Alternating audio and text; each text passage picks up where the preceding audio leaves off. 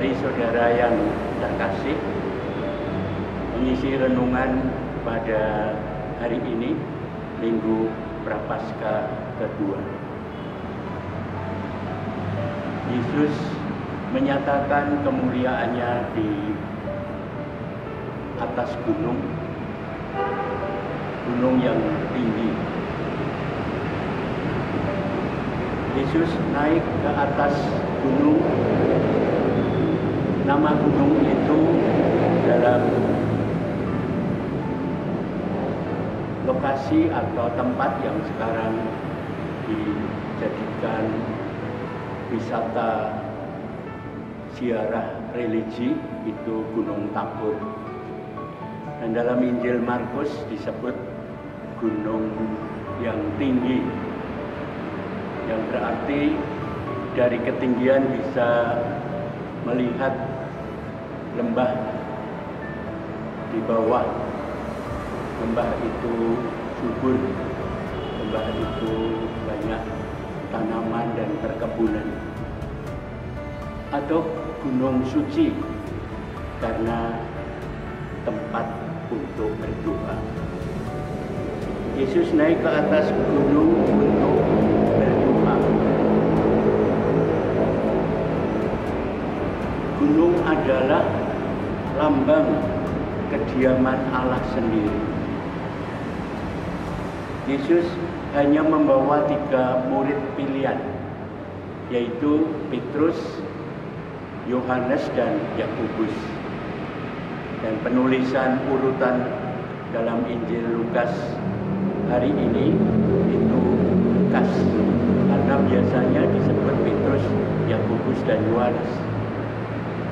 Dan waktu dia berdoa, berubahlah rupa wajahnya.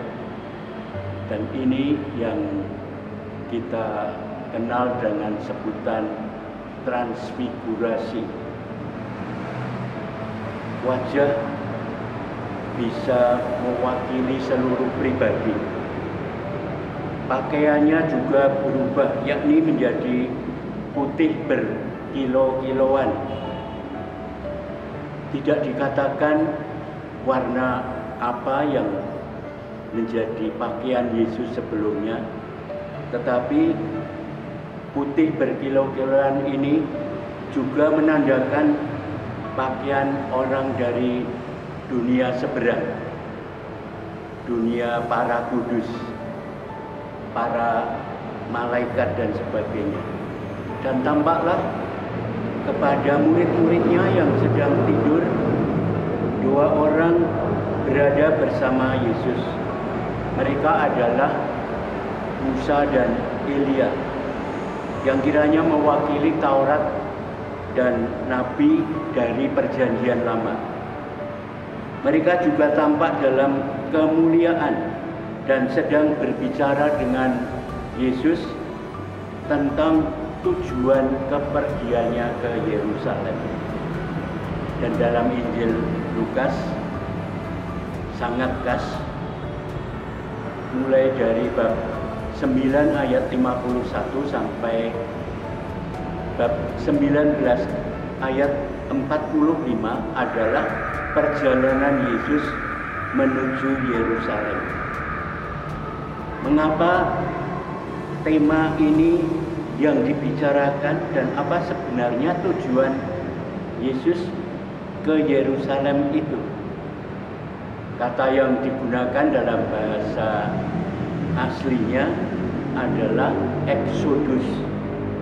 Kata Exodus ini mengingatkan kita akan peristiwa pembebasan bangsa Israel keluar dari Mesir. Kepergian Yesus ke Yerusalem ialah untuk pengangkatannya ke surga. Apakah pengangkatan ini akan membawa pembebasan? Bukankah Mesias harus menderita untuk masuk ke dalam kemuliaan? Yesus akan pergi, tetapi kepergiannya itu akan terjadi melalui kesengsaraan derita, penyaliban, dan kebangkitannya.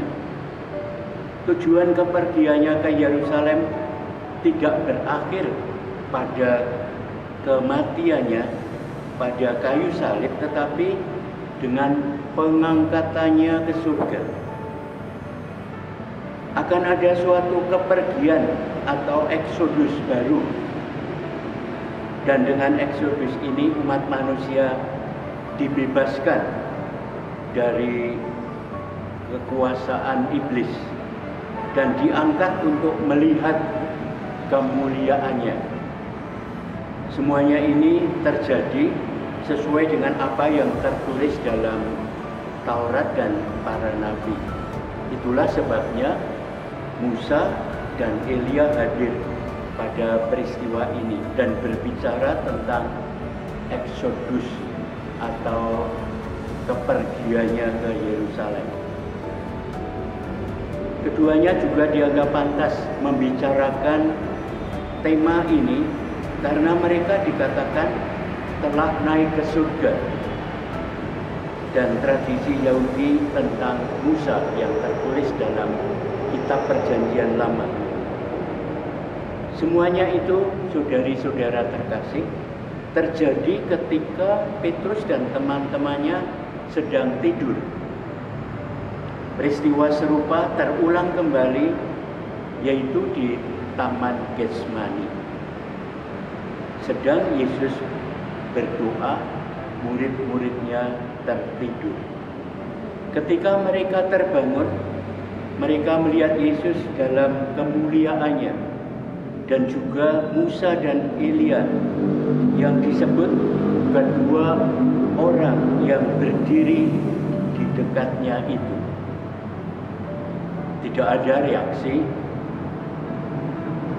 sama sekali ketika mereka melihat Yesus dalam kemuliaannya. Baru ketika kedua